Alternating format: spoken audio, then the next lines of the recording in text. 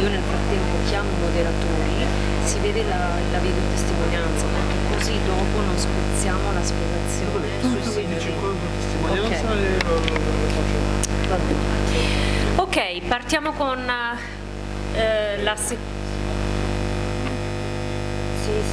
Qui c'è mandiamo una direttrice. il messaggino. Allora, bentornati. Bem-vindos de volta. Sigamos em frente com a segunda parte dessa manhã, desse dia dedicado à família paulina, nesse mês de grande importância para nós.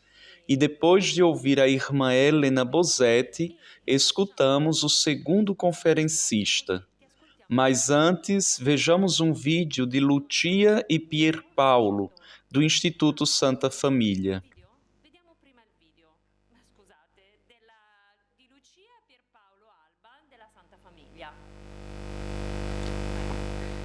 Ciao a tutti, siamo Lucia E Pierpaolo Olá, somos Lucia e Pier Paolo de Potenza. Apresento a vocês a nossa família. Eu sou Elisabetta, Emanuela, Gabriele, Maria Letícia, Gemma. Somos casados há 26 anos e desde 2016 estamos no Instituto Santa Família como esposos perpétuos. Somos originários de Brindisi, mas há 23 anos vivemos em Potenza.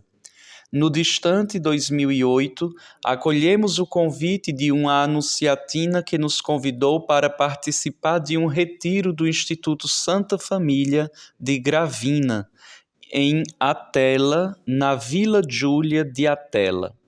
Naquela ocasião, escutamos o testemunho do padre Stefano Lameira em um videocassete do qual convidava as famílias a rezar juntos o Santo Rosário. Era uma coisa que nós já fazíamos em casa, então nos impressionou essa afirmação do padre Lameira. E isso foi justamente o estímulo para que sentíssemos dentro de nós esse chamado de Deus para fazer parte do Instituto Santa Família. E com a ajuda de nosso padre espiritual, um frade capuchinho que não conhecia o Instituto, que esse era o nosso caminho. Para fazer parte do Instituto Santa Família, não precisa se sentir digno, mas necessitados do amor de Deus. Foi isso que nos fez crer na misericórdia para a nossa família e para todas as famílias do mundo, e é justamente esse o objetivo do Instituto Santa Família, a santificação de nossa família e de todas as famílias do mundo. E graças aos votos que professamos, sentimos fortemente a força de Deus que usa os nossos lábios e os nossos gestos para nos aproximarmos das famílias e rezar por elas. O nosso grupo é talvez o menor nascido na Itália. Encontramo-nos uma vez por mês para a adoração, uma vez para o retiro mensal e uma vez por ano para os exercícios espirituais. É forte a colaboração também com os outros ramos da família paulina presentes em Potenza, a começar pelas anunciatinas, com a oração, e nos ajudam também a chegarmos a outras famílias. Também os cooperadores paulinos, junto com os quais acolhemos e formamos uma delegação do Centro Cultural São Paulo, com o qual nos preocupamos principalmente da adoção de crianças na África à distância, sobretudo a escolarização dessas crianças. Imaginem vocês que temos cerca de 150 adoções e 12 seminaristas. Para o futuro, desejamos que toda a família paulina e o Instituto Santa Família Imprimis possa ajudar as famílias desde o nascimento, isto é, desde o namoro no seu crescimento, no seu caminho e ali onde existem famílias feridas. Nós nos empenhamos para isso com formações específicas que o Instituto está fazendo. E também para os jovens, para ajudá-los em um bom discernimento, a fim de encontrar de fato o sentido da vida. Agora, uma proposta que fazemos: não abandonar jamais as armas que o beato Alberione, que é o fundador desta grande família, nos deixou, sobretudo a escuta da palavra de Deus, a adoração e a participação assídua na Santa Missa. Ali encontramos a força para afrontar esta difícil batalha. Nossa saudação a todos. Belíssimo esse testemunho de Lucia e Pier Paolo, porque devo dizer que, como mãe, considero que é realmente muito importante trabalhar exatamente no interno da família, para fazer com que amadureça realmente um percurso de fé e de espiritualidade. E o padre Alberione se preocupava muito com a família, também porque a sua família havia sido uma família santa. Depois também citaram o padre Stefano Lameira, que foi um grande sacerdote paulino. Daí a importância da família. Bom, dizíamos antes que chegamos à segunda conferência dessa manhã, a cargo do padre Gerardo Curto, superior provincial dos paulinos na Itália, sacerdote paulino, que nos falará de um carisma para a evangelização. Ingressou em Bari em 1971, professou os primeiros votos em 1980. Obteve o bacharelado em teologia e em 1989 foi ordenado presbítero. Foi formador na comunidade de Vicenza de 1988 a 1993 e depois, até 1995, desempenhou a função de secretário da Pastoral Vocacional Paulina em Roma. Animador vocacional por um mandato, foi também superior da comunidade.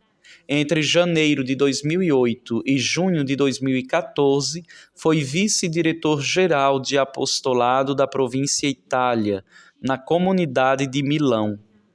De 2015 até hoje, atua na paróquia Santa Maria, Rainha dos Apóstolos, em Roma, primeiro como vice-pároco e desde 2016 como pároco. Desde o dia 29 de julho de 2022, é superior provincial dos paulinos da província Itália. Obrigado, Padre Gerardo Curto. A palavra está com o Senhor. Bom dia a todos. Espero que se escute bem. As coisas bonitas da minha vida, ela já disse. Se vocês quiserem, posso contar as feias, mas em particular, porque existiram também essas, naturalmente. Devo começar falando de minhas duas dificuldades hoje. A primeira, falar depois da irmã Helena. Diante de tanta sabedoria, eu me sinto verdadeiramente pequenino, mas vocês terão misericórdia de mim. A segunda é que, como geralmente acontece nessas situações, das quais não gosto tanto de participar, devo ler, e se existe uma coisa que odeio, é ler enquanto falo. Porém, a conferência é longa, difícil de ser memorizada, e, portanto, vocês deverão também aqui usar de misericórdia para comigo, pelo fato que terei de ler, e talvez não olharei tanto para vocês. Dito isso, começarei imediatamente, porque a conferência é longa. Podem ficar em paz. E depois, já disse que apenas o tempo acabe, me façam um aceno, que eu paro onde estiver, até porque depois vocês terão acesso ao texto completo. Um carisma para a evangelização, memória e profecia, processos de colaboração e integração na família paulina. Família se torna o título do simpósio. É certamente uma família, a paulina, em contínua construção, porque é continuamente chamada a adaptar-se às mudanças e à evolução do mundo no qual está inserida, continuando, todavia, a ser fiel à missão que lhe foi confiada de comunicar o Evangelho. No início do século XX, Deus prepara um jovem de 16 anos para realizar uma obra cujo fim é colocar a serviço do Evangelho todas as formas de comunicação oriundas do progresso humano. Ele, seminarista, na noite que marca o início do novo século, 31 de dezembro de 1900, enquanto está em oração diante de Jesus Eucarístico na Catedral de Alba, ouve o convite de Jesus a fazer alguma coisa pelo Senhor e pelos homens do novo século, anunciando o Evangelho a partir de novos púlpitos, como a imprensa, o cinema, a rádio, a televisão e hoje o ambiente digital. Desta experiência interior, a partir dos humildes inícios de 1914, toma forma gradualmente a família paulina, que concretiza o grande carisma contido no coração do Padre Alberione: viver e dar ao mundo Jesus Cristo, Mestre, caminho, verdade e vida. Ele afirma: a família paulina foi suscitada por São Paulo para continuar a sua obra. É São Paulo vivo, mas que hoje se compõe de muitos membros. Os membros da família paulina são enviados por toda parte a fazer a caridade da verdade. Desde o início de sua obra, o Padre Alberione pensava em uma família de institutos que juntos deveriam ser São Paulo vivo hoje, para continuar a missão de dar Jesus Cristo ao mundo. Como homem reflexivo e prático, havia percebido que 1 ou 2 institutos não teriam sido suficientes para fazer reviver a pessoa do apóstolo. Eis o porquê de 10 institutos. Com uma espiritualidade comum e ministérios diversos, esses reproduzem a rica personalidade de Paulo. Paulo, missionário e comunicador do Evangelho. Paulo, homem de oração. Paulo, fundador e animador de comunidades. Paulo, promotor vocacional. Paulo, orientador e suscitador de apóstolos, homens e mulheres empenhados em todas as realidades humanas, a fim de animá-las cristamente. E eis aí a família paulina. Em relação às várias instituições da família paulina, assim escrevia o Padre Alberione: existe um estreito parentesco entre essas, porque todas nasceram do sacrário. Um único Espírito, viver Jesus Cristo e servir a Igreja. Quem representa todos juntos ao sacrário, quem difunde como do alto a doutrina de Jesus Cristo, e quem se aproxima de cada alma. Abundantes de Vizie 34. A família paulina continua, tem a missão de fazer conhecer, imitar, viver Jesus Cristo enquanto mestre. O modelo, para usar uma imagem do Papa Francisco, já usada pela Superiora Geral das Pias Discípulas, é o poliedro, que reflete a confluência de todas as partes que nele mantém a sua originalidade. Evangelii Gaudium 236. O poliedro, que nas suas múltiplas faces reflete de maneira sempre diversa a luz, uma unidade que é harmonia na distinção. Padre Alberione realizou o seu sonho de, através da singularidade e complementaridade de vários institutos, sendo ele o ponto de referência para harmonizar as várias iniciativas apostólicas. O importante era chegar a todos dar a conhecer o Evangelho, sentindo sempre a responsabilidade da missão da salvação de todos os que não tinham ainda conhecido Jesus. Faltando a presença física do fundador, aquele conjunto na complementaridade certamente continuou, mas muito frequentemente apenas como ideal. Na prática se acentuaram as individualidades de cada instituto, certamente uma coisa boa, mas faltou aquela ação que deveria conjugar o caminho da família paulina com a sua missão de evangelização. E de fato estamos aqui falando ainda de família se torna. E até agora? Enquanto isso, aconteceram grandes transformações e mudanças epocais a nível de sociedade e de mundo da comunicação. Uma evolução que não para, onde tudo muda, geralmente de modo incontrolável e inesperado. A exigência da evangelização torna-se, por isso, sempre mais importante em um contexto que vê a progressiva distância da prática religiosa e do conhecimento do Evangelho de Jesus Cristo. Daqui a retomada do zelo apostólico pela família paulina, juntos para anunciar o Evangelho. É da mesma audácia apostólica do padre Alberione, anunciar juntos. Para evitar equívocos, nos perguntemos: o que significa evangelizar? Explica-o claramente Paulo VI na Evangelii Nuntiandi. Evangelizar para a Igreja é levar a boa notícia a todas as camadas da sociedade e, com sua ação, transformar a partir de dentro, renovar a própria humanidade, converter a consciência pessoal junto à coletiva dos homens, a atividade na qual esses estão empenhados, a vida e o ambiente que lhes são próprios. Alcançar e quase destruir, mediante a força do Evangelho, os critérios de julgamento, os valores determinantes, os pontos de interesse, as linhas de pensamento, as fontes de inspiração, os modelos de vida da humanidade que estão em contraste com a palavra de Deus e com o desígnio da salvação.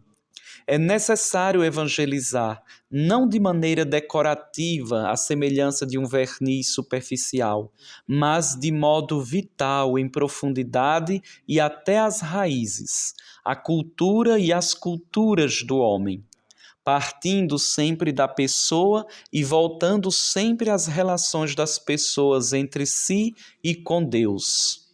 Evangelii Nuntiandi, 18 a 20. E o que significa juntos?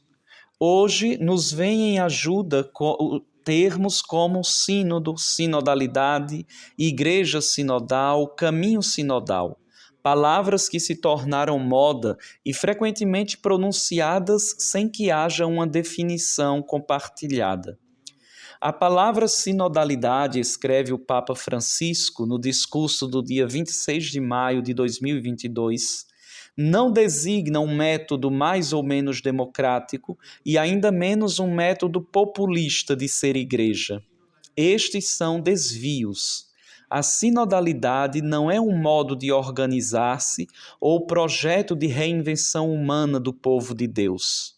Sinodalidade é a dimensão dinâmica, é a dimensão histórica da comunhão eclesial fundada na comunhão trinitária. A teóloga argentina Cetina Militello, a esse propósito, escreve em seu último livro: sinodalidade é caminhar juntos, mas é também nisso ter consciência cada um do próprio dom, para assim colocá-los juntos, uns a serviço dos outros, cooperando para a promoção daquela fraternidade universal, fora da qual a humanidade corre o risco de autodestruição. A comunidade eclesial, povo em caminho, pode e deve ser profecia dessa fraternidade. Pode sê-lo na escuta e no discernimento, se torna dócil ao Espírito, deixando-se transformar. Existem muitas resistências, acrescenta ainda o Papa Francisco em outro discurso, a superar a imagem de uma igreja rigidamente distinta entre chefes e subalternos, entre quem ensina e quem deve aprender, esquecendo que Deus gosta de inverter as posições. Derrubou os poderosos de seus tronos e os humildes exaltou. O princípio jurídico quod homines tangit ab omnibus tractari et approbare debet, o que diz respeito a todos deve ser tratado e aprovado por todos, é tido por muitos como a base da sinodalidade. O que diz respeito a todos deve ser tratado e aprovado por todos. Por séculos, esse princípio do direito romano foi apropriado pela Igreja ao dar-se um método com o fim de elaborar regras de fé, indicações de vida e normas de comportamento com a colaboração de todos. Sentia-se a exigência de que o conjunto da Igreja fosse envolvido, porque a todos se reconhecia a mesma dignidade de discípulos do Senhor. Pensando bem, escreve ainda Militello no livro que já citamos, trata-se de uma norma de bom senso. Como colocar em discussão o fato que um problema, um aspecto que toca a vida de todos, exige ser discutido e aprovado por todos? Deve-se notar, todavia, que a permanência da fórmula é colocada em dúvida pelo ordenamento eclesiástico, que, pela sua estrutura hierárquica, termina por subtrair-se, seja da colaboração, seja do consenso de todos. A certo ponto, uma sensibilidade sociocultural infelizmente produziu aquela que o Papa Francisco, com uma imagem muito plástica e eficaz, chamou de igreja piramidal.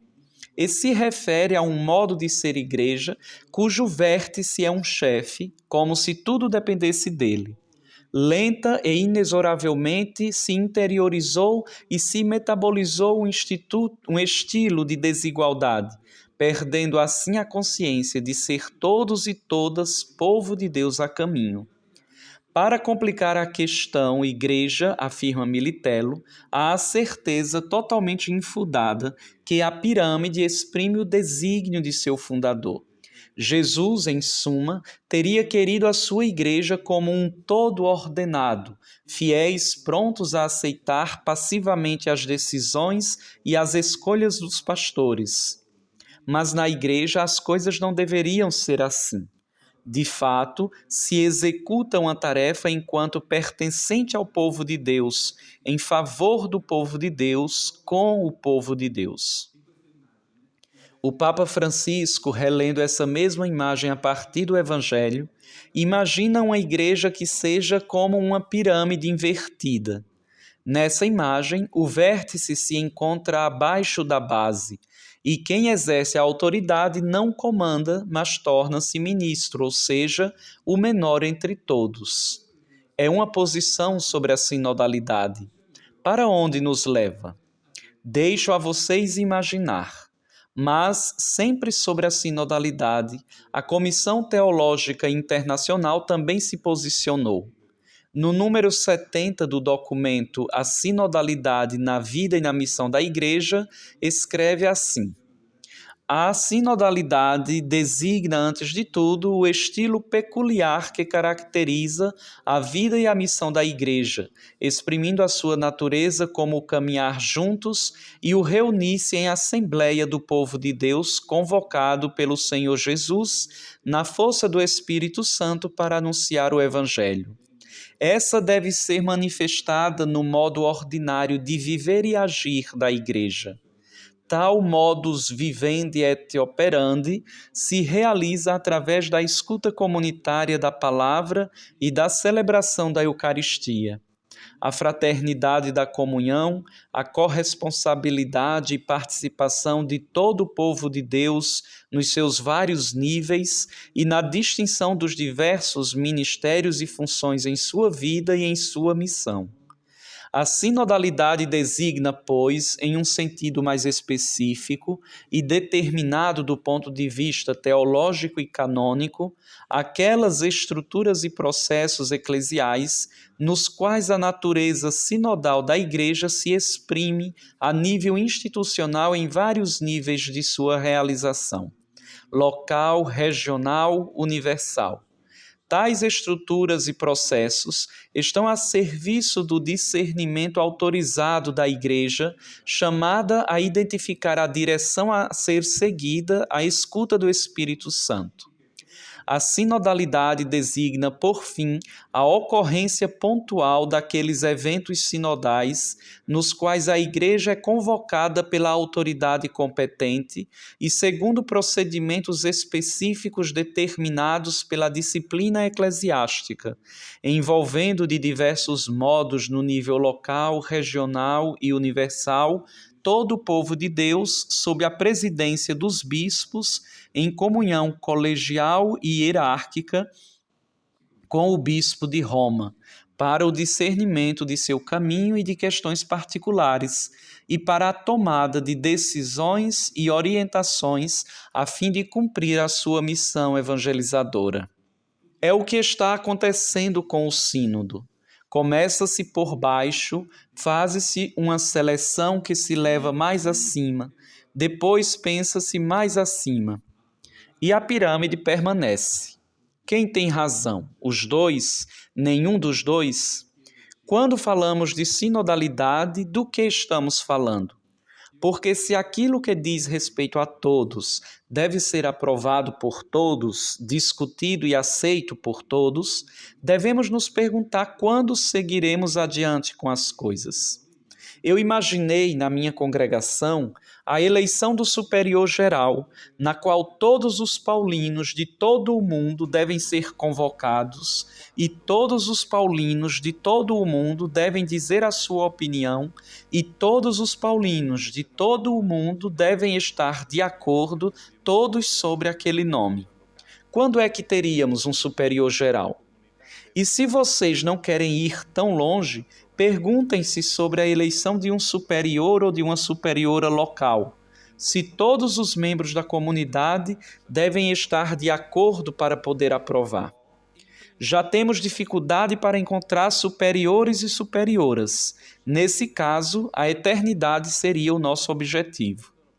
Porém, o princípio é correto e existem confrades e, presumo, co-irmãs que entendem esse princípio como sinodalidade. E eu me pergunto que fim têm os votos, sobretudo o voto de obediência. Há alguma coisa que não funciona, mas, por outro lado, nos damos conta, como o que diz a Comissão Teológica Internacional, engessa ainda mais a instituição igreja e dá ideia a essa ideia de pirâmide, de hierarquia, que de baixo deve chegar no alto para receber a aprovação. Quem tem razão? Os dois? Nenhum dos dois? Decidam vocês, sinodalmente. O mundo da comunicação com o digital e a rede de conexões influenciou certamente tal debate. De fato, passou-se de um sistema de informação que está no centro e o difunde entre múltiplos usuários a um sistema no qual ao centro está o indivíduo multitasking, consciente de sua unidade e importância, que seleciona, escolhe as informações que lhe parecem mais fidedignas e adequadas. A tarefa de quem tem a missão de evangelizar passa a ser, consequentemente, aquela de tornar-se visível e fazer-se escolher, e, sobretudo, tornar visível o Evangelho e fazer com que seja escolhido. Infelizmente, e já se passaram várias décadas, a Igreja como instituição tem dificuldade de aceitar os novos modelos de comunicação, para então surpreender-se diante das diretrizes e documentos que promulga com o afastamento ou a indiferença do povo de Deus. Essas clarificações nos ajudam a entrar um pouco mais no nosso específico. Um carisma para a evangelização. Não lhes darei receita ou soluções, pois não as têm. Vejamos juntos e buscaremos descobrir algo que nos ajude. Trata-se de reler o nosso carisma para ver como no tempo os diversos componentes da família paulina se integraram ao fim da evangelização. Como e quanto os carismas específicos de cada fundação, a espiritualidade e a missão caminharam juntos, rumo ao objetivo comum de dar ao mundo Jesus Maestro, caminho, verdade e vida. Jesus Mestre, caminho, verdade e vida. Este aspecto diz respeito ao passado e ao hoje, e cada um dos institutos pode fazer um aprofundamento e indicar, além das contínuas tentativas de melhoramento, também as ocasiões desperdiçadas. Cada um terá as suas. Todos, porém, devemos reconhecê-lo. Encontramos-nos a constatar a nossa atual pobreza vocacional e apostólica. Cada um de nossos institutos conhece, de fato, a dificuldade de viver o apostolado hoje. Problemas de estrutura, organizativos, de pessoal, de comunicação. E isso vale também em relação ao nosso sentir-se unidos na missão evangelizadora. Não basta desejar e ter esperança ou fazer alguma coisa juntos. É necessária uma mudança de mentalidade, a convicção de querer mudar e o ato prático da mudança. Em 1946, a pequena comunidade paulina, comunidade de família paulina que viajava com ele para os Estados Unidos, o padre Alberione destaca que não se pode olhar para trás. É necessário se lançar para a frente com esperança, não obstante a gravidade dos problemas e das dificuldades.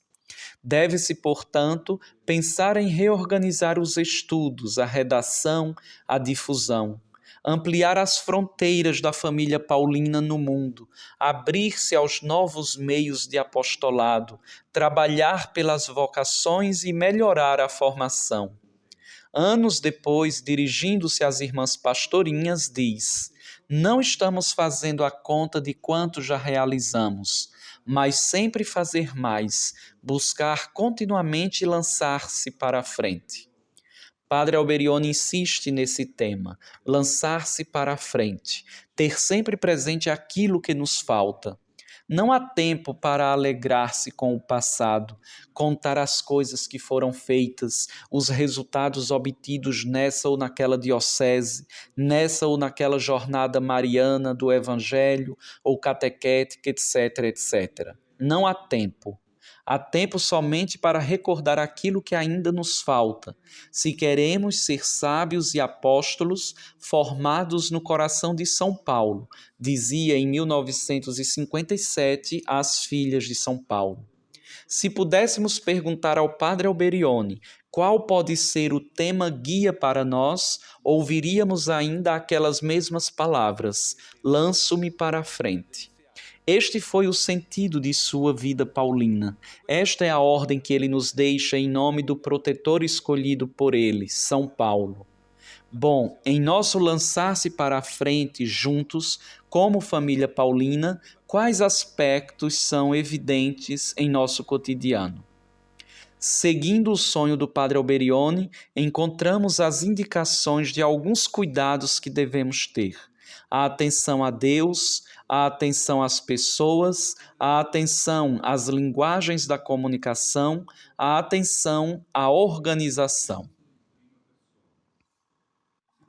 Atenção a Deus indica a prioridade que tem para nós a palavra de Deus. Faço-me tudo pelo Evangelho. É a dedicação absoluta como atitude e como comportamento, e o envolvimento em primeira pessoa. Trata-se de colocar em jogo a nossa pessoa por causa do Evangelho que escolhemos e que nos transformou. É agir também em função do Evangelho, em vantagem do Evangelho, em nome do Evangelho do qual somos anunciadores. Para que o Evangelho seja conhecido, chegue a todos os povos, levar o Cristo todo ao homem, colocar a Bíblia na mão das pessoas, mas, sobretudo, fazer de modo que o povo de Deus a leia e oriente a própria vida seguindo Jesus caminho. Verdade e vida. São dois os aspectos a ser levados em consideração na evangelização: os conteúdos e a modalidade do anúncio. O conteúdo deve levar a Deus e a modalidade do anúncio deve transformar quem recebe o anúncio e a própria cultura. Dizia Bento XVI em 21 de agosto de 2005, na Jornada Mundial da Juventude: quem descobriu Cristo deve levar outros a Ele. Uma grande alegria não pode ser guardada somente para si. É preciso transmiti-la. E o Papa Francisco, na Evangelii Gaudium, continua: não pode existir verdadeira evangelização sem a proclamação explícita que Jesus Cristo é o Senhor, e sem que haja um primado da proclamação de Jesus em toda a atividade de evangelização. É útil a esse propósito o que afirmou o Papa Paulo VI em um discurso em Manila em 1970. Ai de mim se não anunciasse o Evangelho. Eu sou enviado por ele, pelo próprio Cristo, para isso. Eu sou apóstolo, eu sou testemunha. Quanto mais distante a meta, mais difícil é a minha missão. Tanto maior é o amor que a isso me impulsiona. Eu devo confessar o seu nome. Jesus é o Cristo, Filho de Deus vivo. O Papa prossegue apresentando Jesus e a sua presença na história e na vida das pessoas. Depois conclui: Jesus Cristo, vocês ouviram falar antes, vocês, a maior parte, certamente já são seus, são cristãos. Jesus Cristo, vocês ouviram falar antes, vocês, a maior parte, certamente, já são seus, cristãos. Bem, a vocês, cristãos, eu repito o seu nome. A todos eu o anuncio. Jesus Cristo é o princípio e o fim, o alfa e o ômega. Ele é o rei do novo mundo. Ele é o segredo da história. Ele é a chave de nossos destinos. Ele é o mediador, a ponte entre a terra e o céu. Recordem-se, esse é o nosso anúncio perene. É a voz que fazemos ressoar por toda a terra e por todos os séculos dos séculos. Conquistados por Cristo, então, como família paulina, nós nos empenhamos em dar ao mundo Jesus caminho, verdade e vida, em fazer chegar a todos a boa notícia. E para chegar a todos, é necessário levar o Evangelho onde as pessoas vivem e agem. Padre Alberione oferece também algumas indicações sobre como levar o Evangelho. No seu texto apostolado da edição, afirma claramente que seria limitante crer que basta falar de tudo cristamente, porque o apóstolo deve ir além. Ele tem uma missão específica: estender no tempo e no espaço a ação de Deus, no sentido de conduzir as pessoas a Deus e tornar Deus conhecido no mundo e esforçar-se pela salvação das pessoas. Hoje, diante da progressiva descristianização e do não conhecimento que todos têm da mensagem evangélica, duas são as alternativas. Ou a palavra de Deus perdeu a sua força histórica, ou os apóstolos se perderam pelo caminho. Ressoa, portanto, sempre válida a interrogação de Paulo VI. O que é feito em nossos dias daquela energia escondida da Boa Nova, suscetível de impressionar profundamente a consciência dos homens? Encontrar-se-á a igreja mais apta para anunciar o Evangelho e para o inserir no coração dos homens com convicção, liberdade de espírito e eficácia? Todavia, a apresentação da mensagem evangélica não é para a Igreja uma contribuição facultativa. É um dever que lhe incumbe por mandato do Senhor Jesus, a fim de que os homens possam acreditar e ser salvos. Isso nos leva à segunda atenção. Atenção às pessoas. É o fazer-se tudo para todos, com empatia com as situações, as culturas, cada indivíduo. Evangelizar é ir ao encontro do homem contemporâneo, que encontramos em nossas ruas, que enfrentam os problemas da vida e é influenciado por uma sociedade secularizada e consumista. Padre Alberione tinha uma predileção especial por aqueles que vivem às margens da sociedade. Escrevia: especialmente o socorro é para os mais necessitados, pois o pastor, tendo seguro o fiel rebanho, corre e se expõe a si mesmo pela ovelha perdida. O apóstolo vai aos indivíduos, vai às casas, vai aos adversários, vai aos pobres envergonhados que não ousam comer o pão partido, à comunidade dos fiéis no púlpito. Vai aos infiéis que ignoram o Pai e o Filho com o seu Evangelho e o Espírito do Pai e do Filho. Vai aos ameaçados em sua fé pela escola, pela imprensa, pelos princípios mundanos. Vai aos incertos, vai aos homens absorvidos por cuidados de governo, de ofício, de trabalho. Fala de Deus e do céu aos filhos de Deus que olham somente para a terra. Devemos nos sentir, escrevia o padre Alberione, como São Paulo, devedores a todos os homens, ignorantes e cultos, católicos, comunistas, pagãos e muçulmanos. O fazer-se tudo para todos está ligado ao desejo de levar a salvação para salvar a qualquer custo, qualquer um, como disse São Paulo. É uma tarefa que não conhece nem limites nem desculpas, no qual não podemos falhar, porque nos foi confiado pelo próprio Deus, e devemos cumpri-la a qualquer custo, com aquela criatividade da qual somente o amor é capaz. A atenção pelas pessoas se traduz na paixão pela humanidade de hoje. E o padre Alberione tem uma pergunta ardente. Para onde caminha? Como caminha? Com destino a qual meta caminha essa humanidade que se renova sobre a face da terra? A humanidade é como um grande rio que desaguará na eternidade. Será salva, será perdida para sempre. As Filhas de São Paulo, 1961. Outra vez, As Filhas de São Paulo, em 1961, diz: quantas palavras ditas no vazio! Se não se leva as almas a Deus, não as salvamos. E temos em mãos meios muito potentes, meios que o progresso nos forneceu e que muito frequentemente são usados para o mal.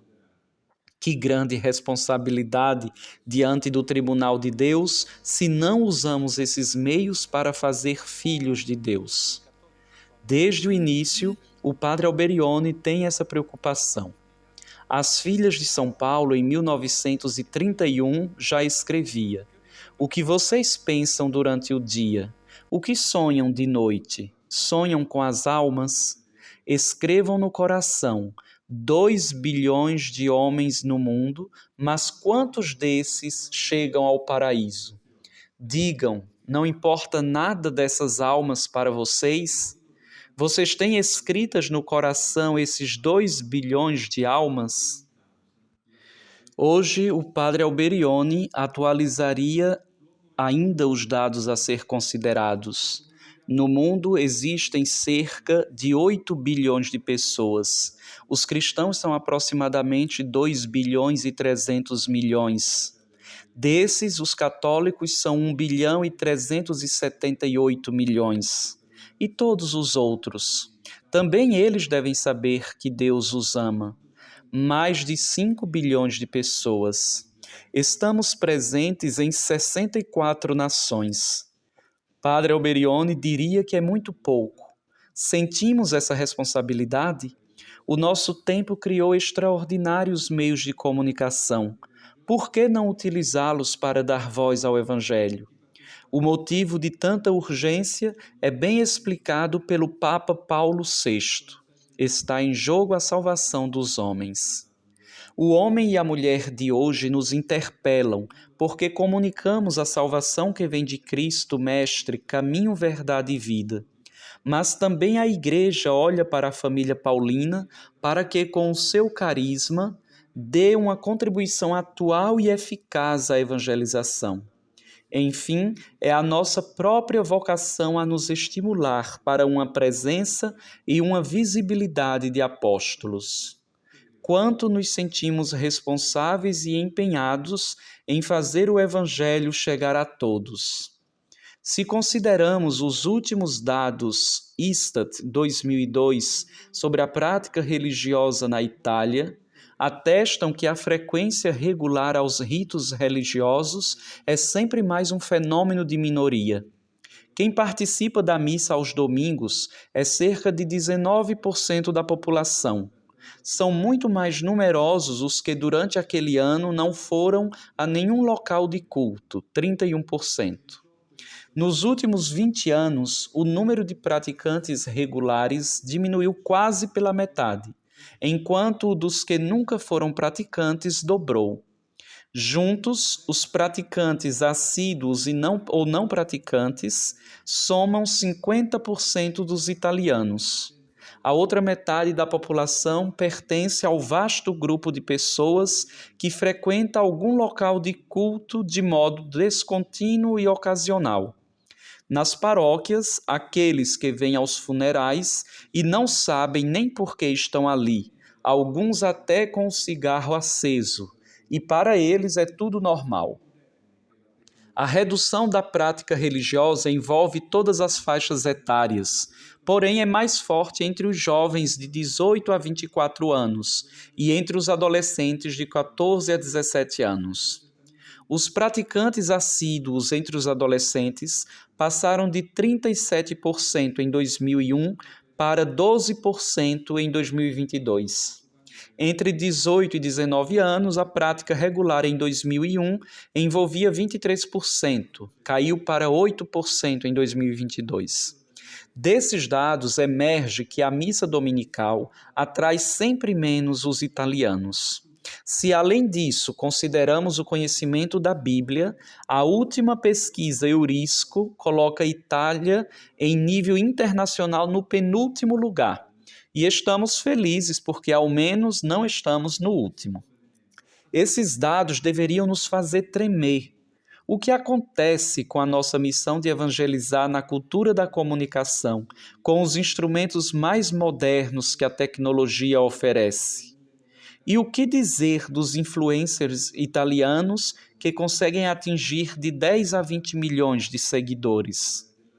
Padre Alberione, em seu lançar-se para a frente, teria se interessado certamente pelas possibilidades oferecidas por esta modalidade comunicativa e certamente teria encorajado a que fosse usada para evangelizar. E nós estamos ainda nos preocupando de chegar a todos. E o que fazemos para chegar a todos? O Papa Francisco nos encoraja. Fiel ao modelo do Mestre, é vital que hoje a Igreja saia para anunciar o Evangelho a todos, em todos os lugares, em todas as ocasiões, sem demora, sem repugnâncias e sem medo. A alegria do Evangelho é para todo o povo. Não se pode excluir ninguém.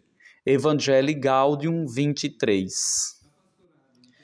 Atenção às linguagens da comunicação.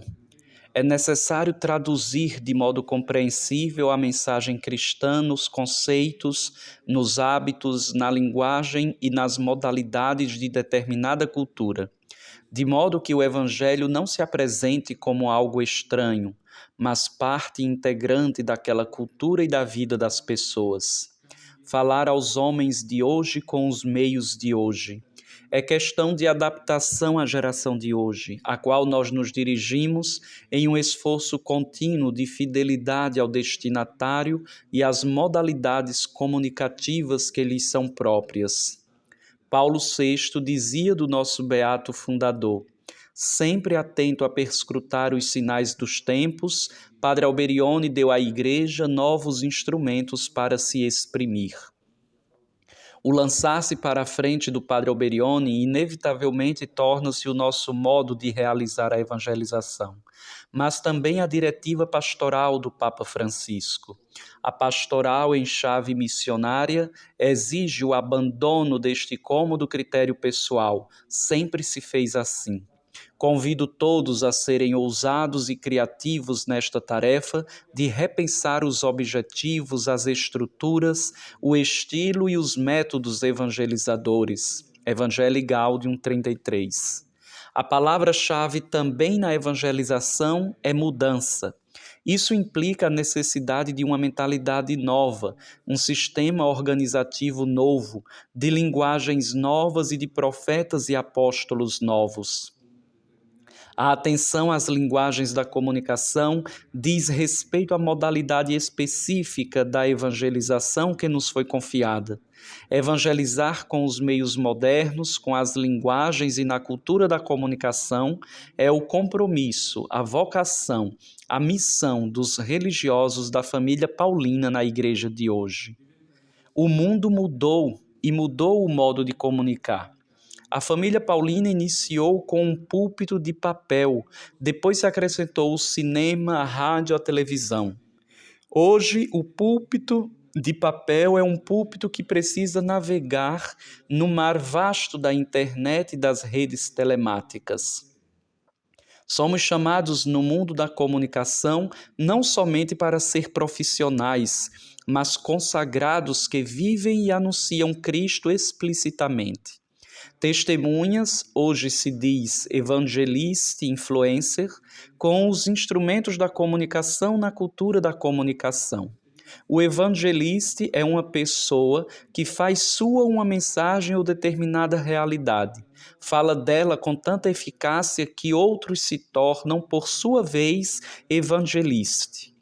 O influencer é uma pessoa que, por suas palavras, o modo de ser e de fazer, torna-se ponto de referência de um número considerável da população, nas ideias e no comportamento. Hoje, torna-se necessário para evangelizar saber pensar e comunicar de modo cross-midiático e omnicanal. É um novo sistema de comunicação que começa com a convergência digital e põe em relevo um aspecto, a centralidade da mensagem e a sua possível distribuição em canais e meios diferentes. Para o novo tipo de usuários multitarefas, pronto para usufruir a mensagem na diversidade de canais e a interagirem com ela. A crossmedialidade não é o futuro, mas uma exigência atual.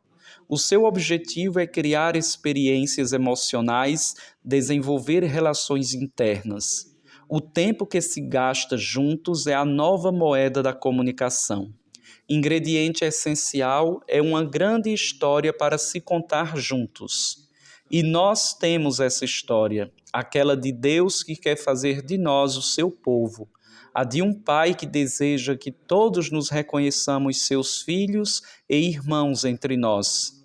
A nova modalidade comunicativa é, entre outras coisas, um estímulo para a missão da família paulina, que se encontra ao menos idealmente em uma situação de complementaridade na unidade, como hoje nos pede a crossmedialidade e com a mesma missão evangelizadora. Por fim, atenção à organização.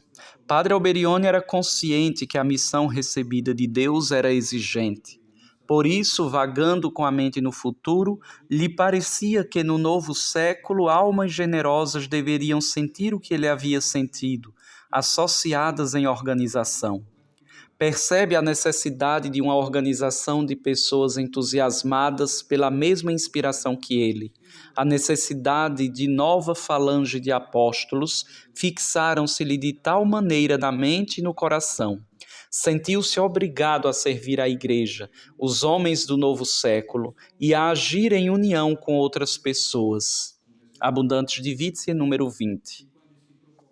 Inicialmente pensou numa organização católica de escritores, técnicos, livreiros, revendedores católicos. Pelo ano de 1910, deu um passo definitivo. Escritores, técnicos, propagandistas, porém religiosos e religiosas.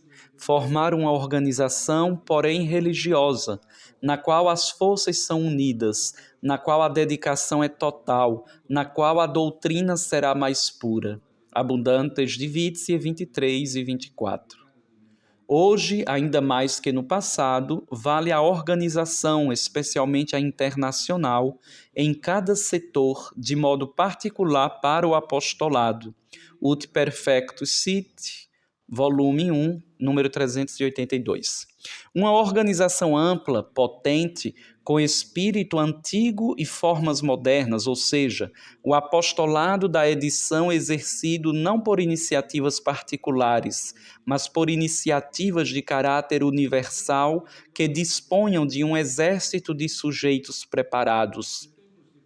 Um exército de religiosos, os quais se proponham como fim especial exercer o apostolado da edição. Apostolado da edição 53-54. São todas citações de nosso pai, Alberione. Quem para ou desacelera é ultrapassado, escreve ainda. No ano seguinte, retomava as palavras do cardeal Elia Dalla Costa. Ou olhamos com coragem para a realidade, para além do pequeno mundo que nos rodeia, e então vemos a necessidade urgente de uma mudança radical de mentalidade e de método, ou no espaço de poucos anos teremos criado um deserto em torno do mestre da vida. E a vida, com razão, nos eliminará como galhos mortos, inúteis e pesados. Afirmações evidentes até demais no mundo odierno, que, entre outras coisas, prosseguiu no seu desenvolvimento tecnológico, inserindo-se na cultura e na mentalidade da nova comunicação digital e de rede. Desenvolvimento que concerne também as modalidades de comunicação.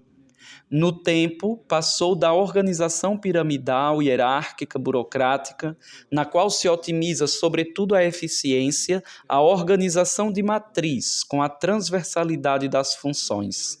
Depois, a organização horizontal, com a otimização da função participativa, de modo que todos se sintam parte da organização. Enfim, a organização em rede, com a otimização da função comunitária e orientada aos objetivos a serem alcançados. A focalização é sobre a inovação, sobre a superação dos confins e sobre tornar a organização flexível e mutável. Última em ordem cronológica é a organização de inspiração. É aquela que parte do porquê se fazem as coisas. Por que faço aquilo que faço? Este porquê inspira o modo de estruturar-se, de agir e as coisas a serem realizadas. É o retorno à ideia original do padre Alberione, ainda que com uma nova forma, que prevê o envolvimento de todos na missão única e no apostolado. A leadership de inspiração implementa-se no processo de porquê, como, o quê. Com o fim de obter maior impacto sobre o público, começa toda comunicação com o porquê, continuando com o como e somente no final o quê. Trata-se de atrair pessoas para si, dar-lhes a chance de acreditar em algo, de ter objetivos, de aspirar a um objetivo. Envolver as pessoas só acontece desta forma. O que é importante é porque você faz as coisas. Só partindo das motivações podemos convencer as pessoas da validade das nossas ideias. As pessoas não compram ou aceitam o que você faz. Elas compram ou aceitam o porquê você faz isso. Ao fazer isso, nossos interlocutores se sentirão engajados e se inspirarão em nossas palavras. O modelo de liderança também muda definitivamente. O líder hoje é o elemento inspirador, impulsionador e envolvente na implementação da missão. Não é mais quem manda e quem deve ser obedecido, mas quem sabe potencializar as competências individuais para uma inovação que chegue ao público. Hoje, necessitamos de uma liderança que certamente tenha a competência necessária, mas, sobretudo, que seja inspiradora, no nosso caso, para a evangelização. O líder inspirador é o centro animador da instituição, elo de unidade e promotor do seu desenvolvimento. Com a sua visão de longo prazo, partilha o seu sonho com os seus colaboradores, explica-lhes o porquê das ações que irão realizar em conjunto, inspira-os a fazer o mesmo, torna o objetivo partilhado sempre atrativo e desejável ao longo do tempo, até chegarmos juntos ao cume.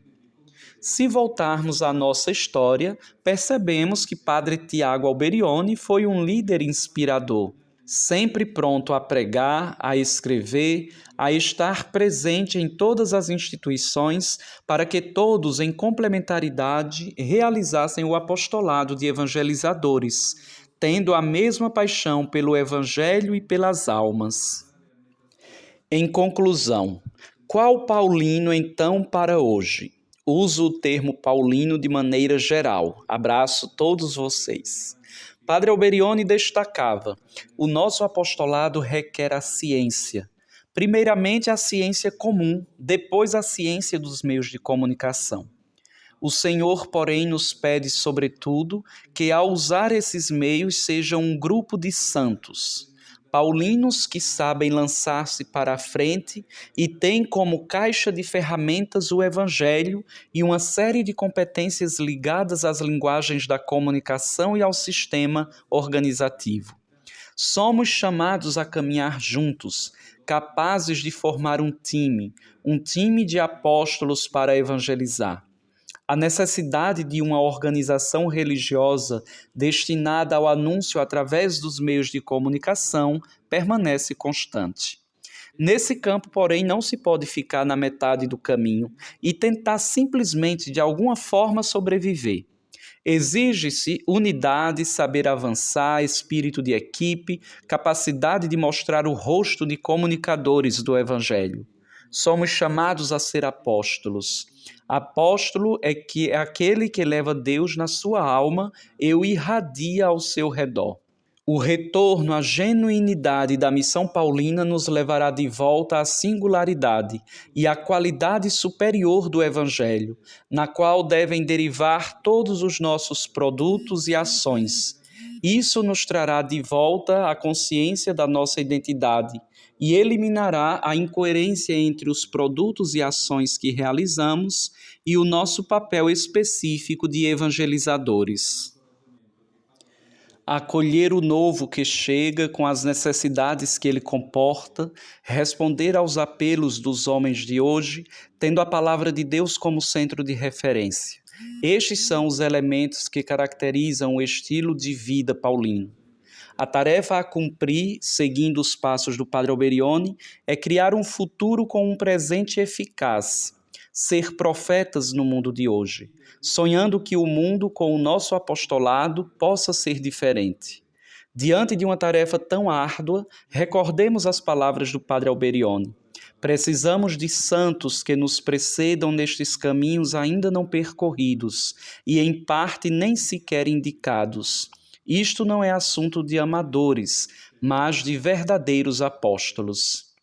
Diante dos possíveis medos, hesitações e obstáculos que possamos encontrar, o que Jesus diz no Evangelho nos consola e encoraja. Quem acredita em mim também fará as obras que eu faço e fará outras maiores do que estas.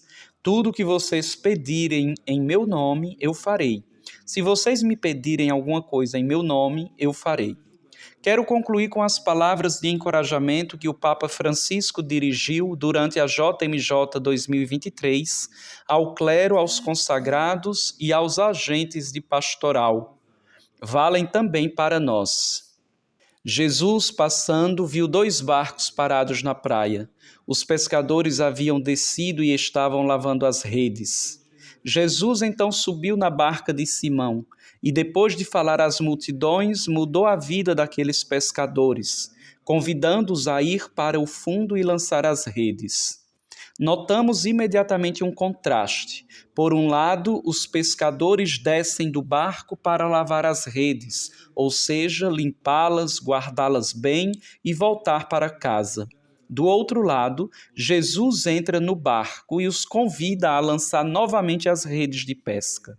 As diferenças sobressaem. Os discípulos descem, Jesus sobe. Eles querem ficar com as redes. Ele quer que sejam jogadas de volta ao mar para pescar.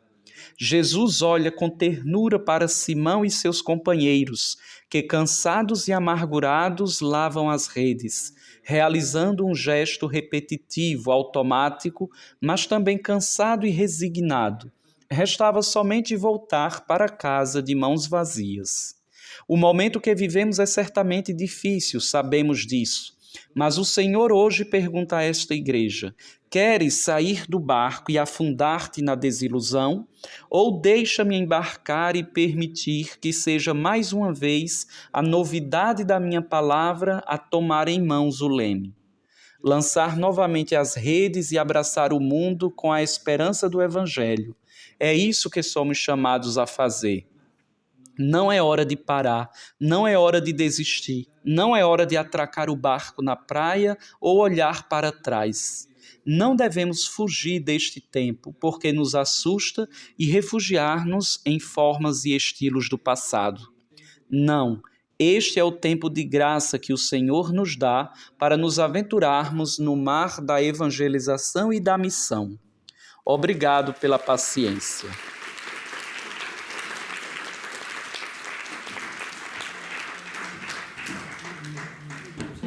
Obrigada, Padre Gerardo, por sua conferência, por suas palavras. Você iniciou dizendo: não existem receitas, porém nos deu várias ideias e também pequenas provocações que devem nos ajudar e nos levar à reflexão. Sobre essas 4 atenções: atenção a Deus, as pessoas, as linguagens da comunicação, a organização, citando muitas vezes São Paulo VI, que, devo dizer, era muito ligado ao Padre Alberione, não? Queria muito ao Padre Alberione e isso era muito importante. Saber ler e viver a mudança, portanto, saber ler os sinais dos tempos, penso que seja outro ponto importante sobre esse caminho sinodal para nós, como família paulina, e refletir sobre o porquê da missão. Por quê? Como? O quê? Refletir sobre uma liderança paulina, formar um time, ser apóstolos da evangelização. Você repetiu e o disse também a irmã Helena, e retornar às origens para um presente eficaz. Tantos pontos de reflexão, portanto, para esse caminho de sinodalidade. Agora, verdadeiramente, 5 minutos para ressonâncias, reflexões, perguntas, dúvidas, e temos sempre o Padre Bogos que nos ajuda. A palavra está agora com vocês, para que vocês não sejam somente ouvintes, mas também atores.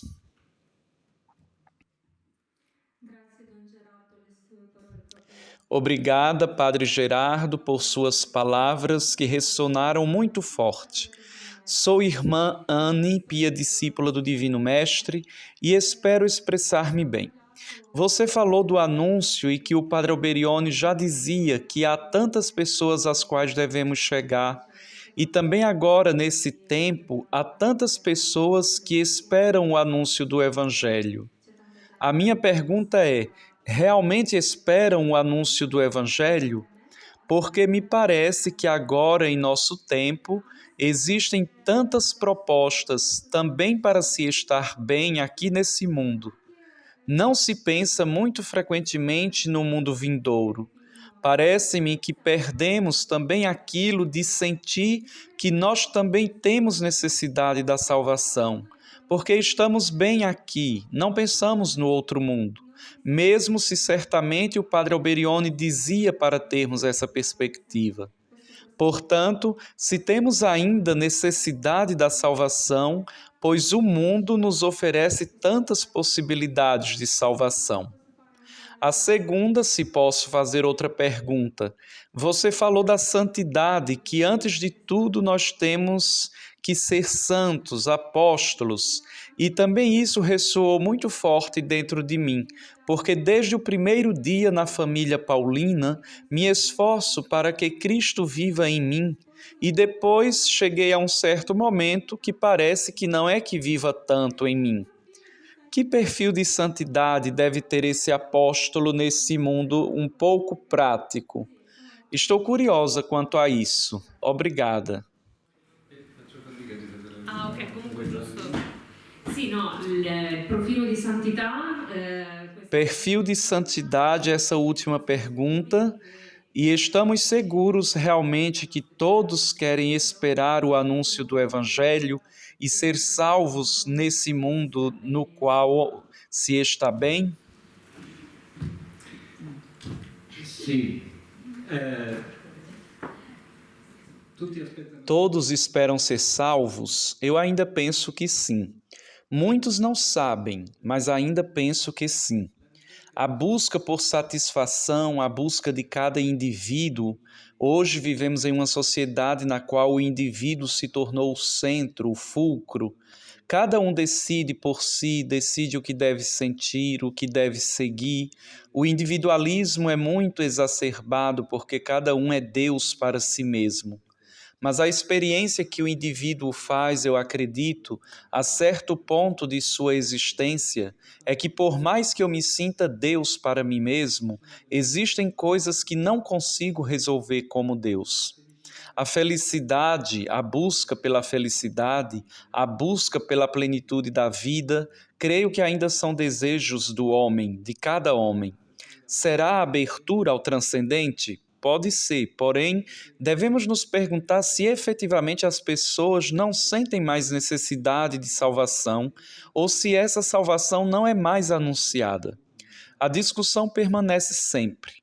Se não existisse mais desejo de salvação, se não existisse mais essa busca interior por parte de cada pessoa, então devemos nos perguntar o que estamos fazendo aqui. Se na nossa vida religiosa somos testemunhas de outra realidade, porque para isso fomos chamados como religiosos, ser testemunhas de outra realidade, quer dizer que essa realidade deve ser manifestada, deve ser visível, porque é uma possibilidade que se coloca diante do coração de cada homem, diante da escolha de cada homem e de cada mulher. Esse é o nosso testemunho. Eu, pessoalmente, creio que essa necessidade de salvação existe ainda, só que devemos ouvir bem o grito, devemos ouvir bem o bramido e muito frequentemente nos sobrecarregamos daquilo que escutamos, vemos, porém, através de filtros de comunicação, talvez estamos frequentando pouco a humanidade. Eu, pessoalmente, penso que ainda existe a necessidade. Essa é a única resposta que posso lhe dar. No que diz respeito ao tema da santidade, eu sou enamorado por uma coisa. Talvez seja porque sou o pároco, mas sou fascinado pelas várias intuições que o padre Alberione inseriu na Basílica Rainha dos Apóstolos. Além do caminho mariano na cripta, há o piso em torno do altar, construído em modo de deambulatório, se chama assim, é um caminho. Lá onde começa está escrito: caminha comigo, ao meu lado, diante de mim, atrás de mim, caminha comigo e sê perfeito. O que é a santidade? É esse caminho de perfeição. O que é belo é que o deambulatório na cripta se move entre as bem-aventuranças e as 3 virtudes teologais. Mas o que é ainda mais bonito é que cada vez que você gira, se encontra sempre no primeiro passo, onde está escrito: caminha junto a mim. O que é a santidade? É um caminho de perfeição que vai adiante até enquanto vivemos. Há sempre espaço para a santificação, mas ao mesmo tempo devemos já viver como santos. Qual é o nosso esforço? É aquele de estarmos no caminho da santidade, isto é, mover-nos segundo aquela que é o nosso chamado. Se fazemos isso, pode-se cair ali, pode-se sentar aqui, pode se apoiar lá, mas eu acredito que de nós o Senhor queira essa vontade de continuar caminhando, de continuar a nos aperfeiçoarmos, sobretudo caminhando com Ele. Não sei se respondi.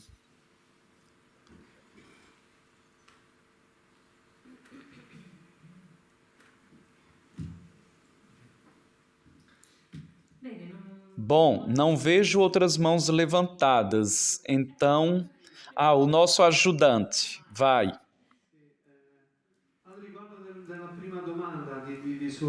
A respeito da primeira pergunta da irmã Anne, Penso que esse grito e essa necessidade de salvação somos nós que devemos despertar nas pessoas. Porque esse percurso que você disse, no qual se procura sem saber, talvez, continua, e somos nós que devemos indicar que um prazer seguido por outro prazer não leva à perfeição, que eles, sem saber, buscavam outra coisa. E talvez isso devesse ser feito de nossa parte, isto é, fazer com que saibam, torná-los conscientes que aquilo que estão buscando é a salvação, é Jesus Cristo. Talvez seja isso. Obrigado. Retomar do início aquele que foi o anúncio de Jesus, porque a seu tempo ele começou assim, começa assim. Há um anúncio do reino que é feito e é o anúncio do reino que estimula a necessidade de descobri-lo, sentir necessidade dele. Porém, esse anúncio do reino deve ser anúncio que vale a pena ser ouvido.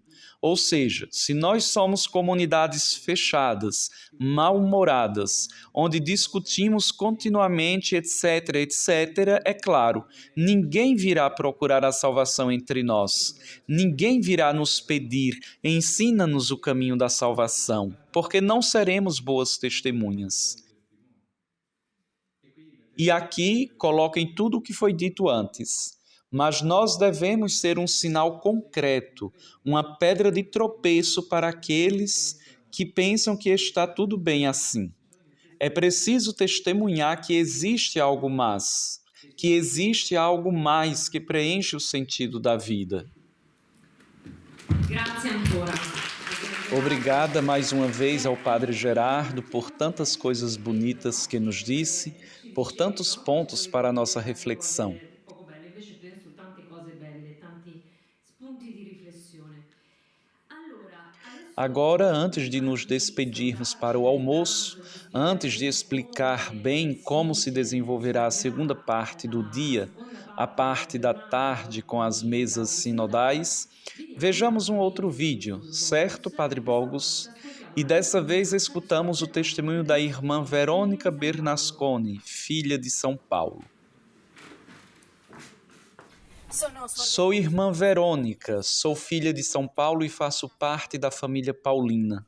Muitos lhes falaram ou lhes falarão da experiência de família paulina sobre os Passos de Paulo, uma equipe que se ocupa da pastoral juvenil.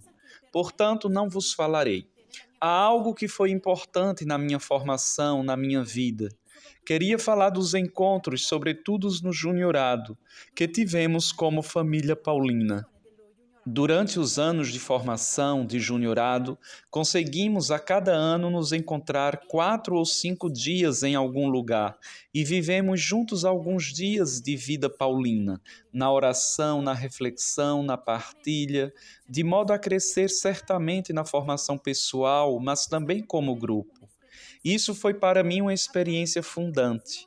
Como congregações religiosas, já tínhamos tido ocasião de fazer alguns encontros durante o noviciado. Certamente o valor somado foi o juniorado feito com todos os institutos, inclusive os institutos agregados.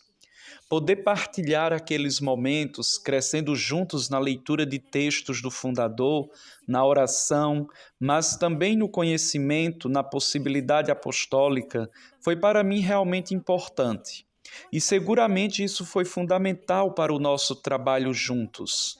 Boa parte das pessoas que formam a equipe sobre os Passos de Paulo teve a ocasião de conhecer-se e relacionar-se justamente durante os vários encontros do juniorado.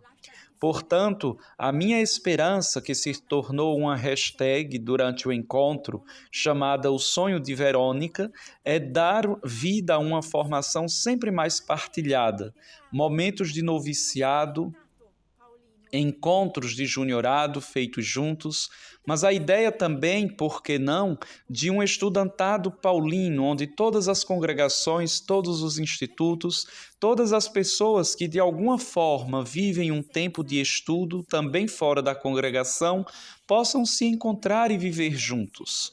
Por que digo isso? É muito difícil fazer apostolado juntos sem um sentir comum, sem um conhecimento. Por isso, creio que seja importante reiniciar esses encontros formativos comuns. Por isso, peço também que o encontro dos Under 60 seja aberto a todos os institutos e não somente às congregações religiosas. Estou convicta que devemos começar a pensar juntos, também do ponto de vista apostólico. Colocar juntos ideias, competências, iniciativas. Certamente essa equipe está levando adiante encontros de juventude, mas a ideia de fazer missão com o povo, esse é apostolado paulino. As congregações, os institutos, os responsáveis deveriam sempre mais acreditar que esse é apostolado e essa é a nossa obra como Paulo hoje entre as pessoas. Portanto, desejo que possamos sempre mais crescer juntos nas várias possibilidades e nas várias funções, porque é assim que podemos ser verdadeiramente aquilo que Alberione queria. Uma família diversa no seu interior, mas unida para levar Cristo ao mundo.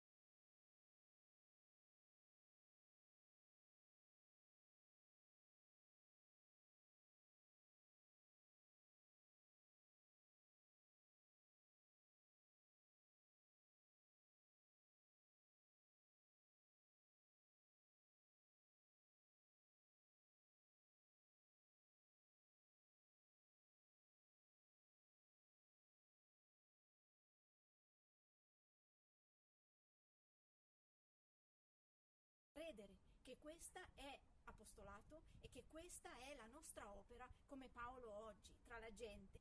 Quindi auspico che sempre di più possiamo crescere insieme nelle varie possibilità e nei vari ruoli, perché è così che possiamo essere davvero quello che Alberione voleva, una famiglia diversa al suo interno ma unita per portare Cristo al mondo.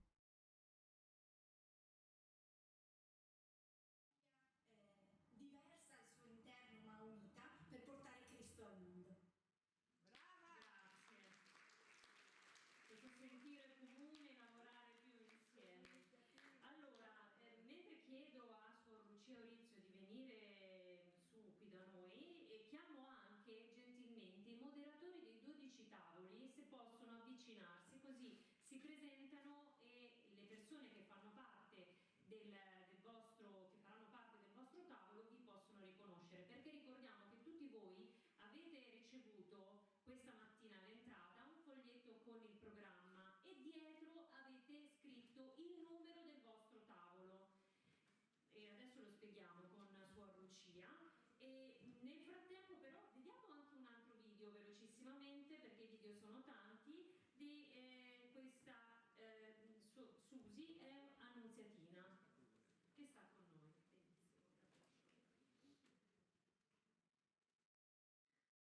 Salve a tutti, sono Susi del Obrigado. Esse sentir comum e trabalhar mais juntos. Então, enquanto peço à irmã Lucia Arizo que venha para cá, onde estamos nós, peço também aos coordenadores das 12 mesas que se aproximem, pois assim se apresentam e as pessoas que fazem parte de cada mesa podem reconhecê-los. Recordamos que todos vocês receberam na entrada um folheto com o programa e no verso vocês têm escrito o número da mesa de vocês. E agora explicamos com a irmã Lucia e nesse meio tempo vejamos outro vídeo rapidamente, porque os vídeos são muitos. Suzy é uma anunciatina que está aqui conosco. Olá a todos, eu me chamo Suzy, pertenço ao Instituto Maria Santíssima da Anunciação e quero contar a minha experiência de família paulina, uma experiência que me faz viver concretamente a nossa bela e grande família, assim como foi querida pelo beato Tiago Alberione. Então, há 7 anos fui convocada para fazer parte de uma equipe que se chama Sobre os Passos de Paulo, mais conhecida como Equipe da Marcha Paulina. Essa é constituída por 1 ou 2 membros de cada um dos 10 ramos da família paulina.